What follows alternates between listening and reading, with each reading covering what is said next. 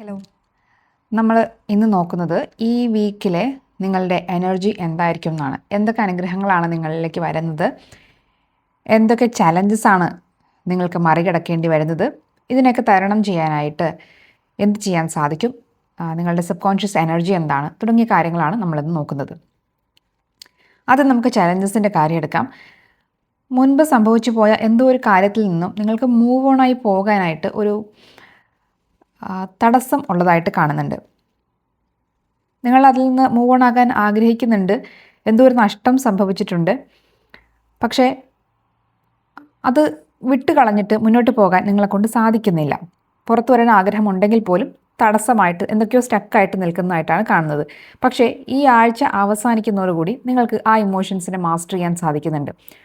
ആ ഇമോഷൻസിനെ എന്ത് ചെയ്യണം, എങ്ങനെയാണ് അതിനെ മറികടന്ന് മുന്നോട്ട് പോകേണ്ടത് എന്ന് മനസ്സിലാക്കാൻ കഴിയുന്ന ഒരു എനർജിയാണ്. കിങ് ഓഫ് കപ്സിൻ്റെ എനർജി വന്നിട്ടുണ്ട്.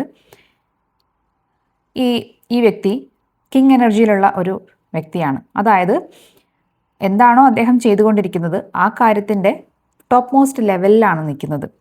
ഈ മൂവിങ് ഓൺ എനർജി ഈ ആഴ്ചയുടെ തുടക്കത്തിൽ നിങ്ങൾക്ക് ബുദ്ധിമുട്ടായിരിക്കുമെങ്കിലും ഈ ആഴ്ചയുടെ അവസാനത്തോടു കൂടി കിങ് ഓഫ് കപ്സ് എനർജിയിലേക്ക് നിങ്ങൾക്ക് വരാനായിട്ട് കഴിയുന്നുണ്ട്. അതുപോലെ പേജ് ഓഫ് കപ്സ് നമുക്കിവിടെ വന്നിട്ടുള്ളത് ഒരു ചലഞ്ചായിട്ടാണ്. അതിനെയും ഒരു ട്രാൻസ്ഫോർമേഷൻ വഴി നിങ്ങൾക്ക് മറികടക്കാൻ കഴിയുന്നതാണ്. നിങ്ങൾ ജോലിക്കൊക്കെ അപ്ലൈ ചെയ്തിട്ട് ഇരിക്കുന്ന ആളുകളാണെങ്കിൽ അതിൻ്റെ പിന്നീട് ഉള്ള കമ്മ്യൂണിക്കേഷൻ നിങ്ങളിലേക്ക് എത്താനുള്ള സാധ്യതയുണ്ട്. അതായത് ജോലി ലഭിച്ചു എന്നോ അല്ലെങ്കിൽ അടുത്ത സ്റ്റെപ്പ് എന്താണ് തുടങ്ങിയ കാര്യങ്ങളെക്കുറിച്ച് നിങ്ങൾക്കൊരു അറിയിപ്പ് കിട്ടുന്നതായിട്ട് കാണുന്നുണ്ട്. നിങ്ങളുടെ കമ്മ്യൂണിക്കേഷൻ സ്കില്ല് വർദ്ധിക്കുന്നുണ്ട്. ഓരോ കാര്യങ്ങൾ, നിങ്ങൾ ആഗ്രഹിക്കുന്ന കാര്യങ്ങൾ എങ്ങനെ വ്യക്തമായിട്ടും ദൃഢമായിട്ടും മറ്റുള്ള ആളുകളെ പറഞ്ഞ് മനസ്സിലാക്കാം എന്ന് നിങ്ങൾക്ക് ഒരു അവബോധം ഉണ്ടാവുന്നുണ്ട്. അതുപോലെ ഒരു യാത്രയ്ക്കൊക്കെ ആഗ്രഹിച്ചിരിക്കുന്ന ആളുകളാണെങ്കിൽ അതിനും പോസിറ്റീവായിട്ടുള്ള ഒരു കാർഡാണ് 8 ഓഫ് വാൻഡ്സ്. ഒരു പക്ഷേ വിദേശയാത്രയാണെങ്കിൽ അതിൻ്റെ പേപ്പർ വർക്കുകൾ സ്റ്റാർട്ട് ചെയ്യാനോ അല്ലെങ്കിൽ അതുമായി ബന്ധപ്പെട്ട കാര്യങ്ങളിൽ നിങ്ങൾ കുറേ നാളുകളായി വെയിറ്റ് ചെയ്തുകൊണ്ടിരിക്കുന്ന കാര്യങ്ങൾ എന്തെങ്കിലും ഉണ്ടെങ്കിൽ അതിലൊരു പുരോഗമനം കാണാനൊക്കെയുള്ള ചാൻസാണ് നമ്മളിവിടെ കാണുന്നത്.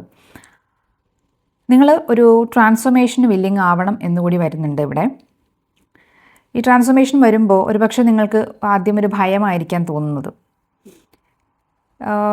മോസ്റ്റ് പ്രോബബ്ലി ഈ ഒരു മൂവിങ് ഓൺ ഞാൻ നേരത്തെ പറഞ്ഞ കുറച്ച് സ്റ്റക്കായി നിൽക്കുന്ന ആ ഒരു എനർജിയിൽ നിന്നും കിങ് ഓഫ് കപ്സ് എനർജിയിലേക്ക്, അതായത് ഇമോഷൻസിനെ മാനേജ് ചെയ്യാൻ അറിയുന്ന ഒരവസ്ഥയിലേക്ക് നിങ്ങൾക്ക് എത്താനായിട്ട് ഡെത്ത് കാർഡാണ് നിങ്ങളുടെ ഗൈഡൻസ് ആയിട്ട് വന്നിട്ടുള്ളത്. അതായത് ഒരു ട്രാൻസ്ഫോർമേഷൻ നിങ്ങൾ വില്ലിങ് ആവുക, വിട്ടുകളയേണ്ട കാര്യങ്ങളെ വിട്ടുകളയുക.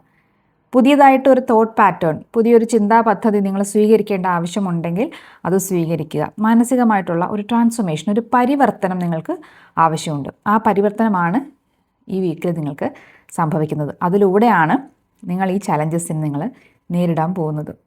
നിങ്ങൾ മജീഷ്യൻ എനർജിയിലാണ് ഉള്ളത്, അതായത് മാനിഫെസ്റ്റിംഗ് എനർജിയിലാണ്.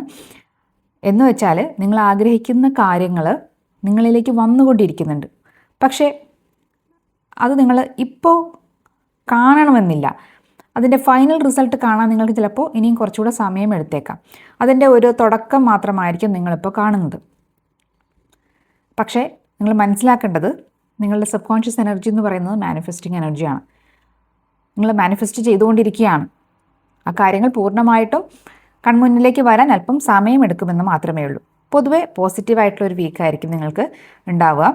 ചെറിയ ചില വിഷമങ്ങൾ ഉണ്ടാകുമെങ്കിലും ആഴ്ചയുടെ അവസാനത്തോടു കൂടി അതിനൊക്കെ ഒരു പോസിറ്റീവ് എൻഡിങ് ആണ് നമ്മൾ പ്രതീക്ഷിക്കുന്നത്. Thank you.